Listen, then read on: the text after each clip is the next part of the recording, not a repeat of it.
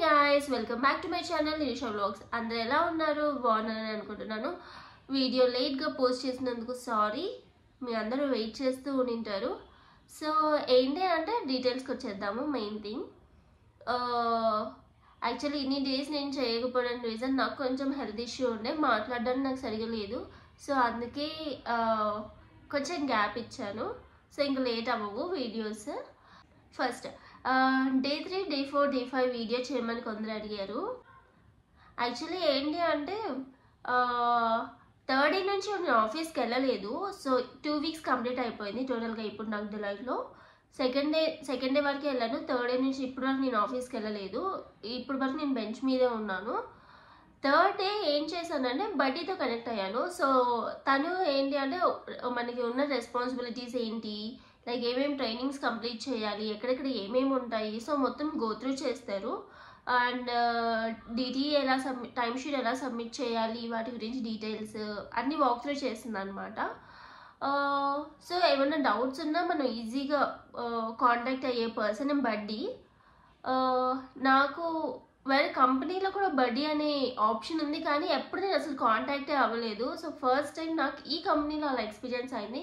So ఎందుకంటే కంపెనీలో join అయిన వెంటనే అసలు ఎవరిని రీచ్ అవుట్ అవ్వాలి, ఎవరిని ఏం అడగాలి, రెస్పెక్టివ్ పర్సన్ ఉండరు, ఏమీ ఉండదు.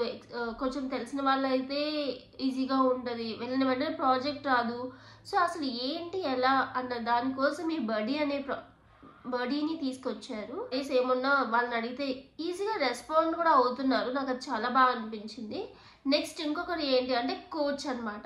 సో యాక్చువల్లీ తను ఏం చెప్పిందంటే 3 months తర్వాత అలొకేట్ అవుతారు నీకు కోచ్ అని అన్నది. కానీ ఏంటి అంటే నాకు వితిన్ 1 week కోచ్ అనే పర్సన్ అలొకేట్ అయిపోయారు. సో తను కూడా చాలా లైక్ సీనియర్ లెవెలే, ఈజీగా రిసీవ్ చేసుకున్నారు. లైక్ తను క్వైరీస్ అడిగారు, ఏమన్నా ఉన్నాయా, లైక్ నీకు ఏ డౌట్స్ ఉన్నా ఏమున్నా వెంటనే రీచ్ అవుట్ చెప్పేస్తాను అని. ఇంత ఫ్రీగా నేను ఏ కంపెనీలో చూడలేదు. లైక్ ఫస్ట్ కంపెనీలో అంటే నేను డైరెక్ట్ ప్రాజెక్ట్కి వెళ్ళిపోయాను. ప్రాజెక్ట్లో మెంబర్స్ ఓకే ఫైన్, ప్రాజెక్ట్లో లేకుండా సంబడి హూ ఈజ్ అన్నోన్ అయ్యుండి కూడా లైక్ నాకేం పని వీళ్ళతో అనేది అవసరం లేకుండా like feel free to ask. నాకు చాలా బాగా అనిపించింది అదైతే. So these are the 2 terms, buddy and coach అనేది నాకు చాలా బాగా నచ్చింది. Next RM resource manager. So తను వచ్చేసి లైక్ మనకి ప్రాజెక్ట్స్ అలొకేట్ చేయడానికి హెల్ప్ చేస్తారు అనమాట. లైక్ డిఫరెంట్ ప్రాజెక్ట్స్కి ఈ పర్సన్ అవైలబిలిటీ అయితే ఉన్నారు. సో మీ ఎవరైనా ప్రాజెక్ట్స్కి అవసరం ఉంటే ఈ పర్సన్కి ఈ క్వాలిఫికేషన్స్ ఉన్నాయి, ఈ పర్సన్స్కి ఈ ఏరియాస్లో స్కిల్ ఉంది అనేది చెప్తారనమాట. లైక్ ఫ్రెషర్స్ అయితే లైక్ డైరెక్ట్ ఫ్రమ్ కాలేజ్ నుంచి వచ్చారు అన్నట్లు వస్తుంది. ఎక్స్పీరియన్స్ అయితే ఎక్స్పీరియన్స్ వాళ్ళ స్కిల్ వస్తుంది అనమాట. So this is the terms ఉన్నవి. ప్రాజెక్ట్ మేనేజర్ కాల్ చేయటము, లైక్ టీమ్స్లో కాల్ చేస్తారు, పింగ్స్ చేస్తారు కాల్స్, ఎక్స్పీరియన్స్ ఏంటి ఇలాంటి క్వశ్చన్స్ ఉంటాయి. వాళ్ళ ప్రాజెక్ట్కి సెట్ అవుతాము అనిపిస్తే ప్రాజెక్ట్లోకి తీసుకుంటారు. సో అలా నాకు లాస్ట్ ఫ్రైడే అంటే 5th డే నుంచి కాల్స్ రావడం స్టార్ట్ అయ్యాయి. సో పర్ డేకి ఎక్కువ ఏం రాలేదు, 1 or 2 calls. కొన్ని రోజులైతే అసలు ఏమి రాలేదు. నాకు అర్థమయ్యేది కాదనమాట. లైక్ ప్రాజెక్ట్కి తీసుకున్నారా లేదా ఏంటి, లైక్ SRనో చెప్పాలి అన్న ఆలోచించేదాన్ని. కానీ ఇంత ఎక్స్పీరియన్స్ ఉండి కూడా SRనో చెప్పాలని నాకు భయమే వేస్తుంది. బట్ నో చెప్పడం అయితే చాలా ఇంపార్టెంట్. ఎందుకంటే మనం ఏ దాంట్లో స్కిల్ ఉన్నాము అన్నది చాలా ఇంపార్టెంట్. ఒకవేళ క్రాస్ ట్రైన్ అవ్వాలి అంటే ఓకే, మీరు వెళ్ళని కూడా మీరు చెప్పేయచ్చు. లైక్ అది అప్డేటెడ్ వర్షనా కాదా అనేది చూసుకోండి. మెయిన్ థింగ్ నాకు అలా కొన్ని కాల్స్ వచ్చాయి. నేను ఏంటి అంటే అప్గ్రేడెడ్ వర్షన్ కాకుండా డౌన్గ్రేడెడ్ వర్షన్లో ఉన్న దాంట్లో వర్క్ చేయమని అడిగారు. సో నేను స్ట్రిక్ట్లీ నో చెప్పేశాను. వాళ్ళకి రిసోర్సెస్ అయితే దొరకలేదు అని చెప్పారు. నెక్స్ట్ ఫ్యూచర్లో చాలా ఇష్యూస్ వస్తాయి అని చెప్పేసి నేను స్ట్రిక్ట్లీ నో చెప్పేశాను. So that is the best thing అనమాట. డిలాయిట్లో నో చెప్పినా కూడా they are easily to take it. Like next మనకి పర్ఫార్మెన్స్లో ఏమైనా చేస్తారేమో అన్న ఆలోచనే అవసరం లేదు. స్ట్రిక్ట్లీ నో మీన్స్ నో అంతే. అది చాలా బాగా నచ్చింది నాకు ఈ వర్క్ కల్చర్లో. యాక్చువల్లీ ఒక ప్రాజెక్ట్ మేనేజర్ కాల్ చేసి తను డీటెయిల్స్ కొన్ని అడిగారు, ఇంటర్వ్యూ చేశారు. సో తన ఫిట్టా కాదా అనేసి టెస్ట్ చేశారు. సో ఓకే, తనకి నో ప్రాబ్లం, క్లయింట్ ఇంటర్వ్యూ అయితే జరుగుతుంది అని చెప్పాను. ఓకే అన్నాను.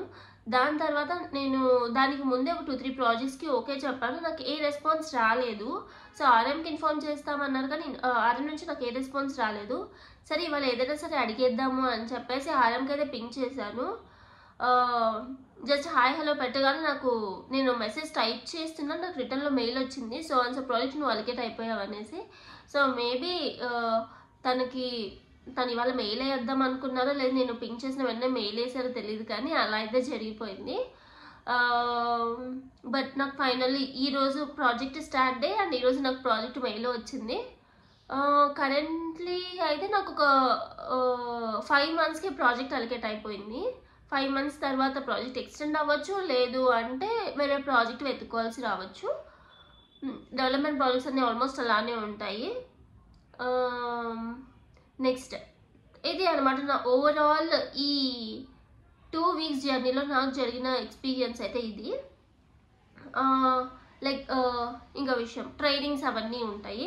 సో మ్యాండేటరీ ట్రైనింగ్స్ అన్నీ కంప్లీట్ చేయాలి. సో అన్నీ కంప్లీట్ చేసేసాను.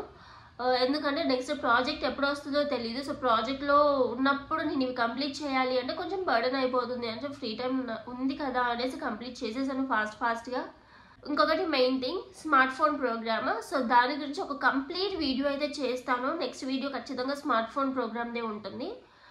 అండ్ కొన్ని క్వశ్చన్స్ వాటి గురించి చెప్తాను.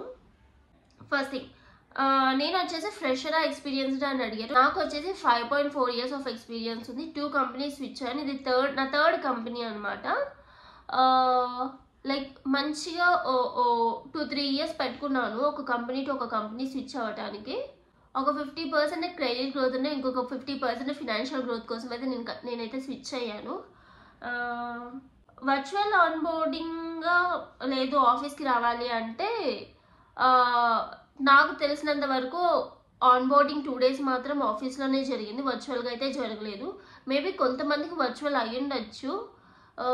నన్నైతే ఆఫీస్కి రమ్మని మెయిల్ వచ్చింది. సో తప్పదు, వెళ్ళాల్సిందే. ఇంకా ఒక పర్సన్ వచ్చేసి ప్యాకేజ్ అడిగారు. సో ప్యాకేజ్ గురించి నేను డిస్కస్ చేయకూడదు.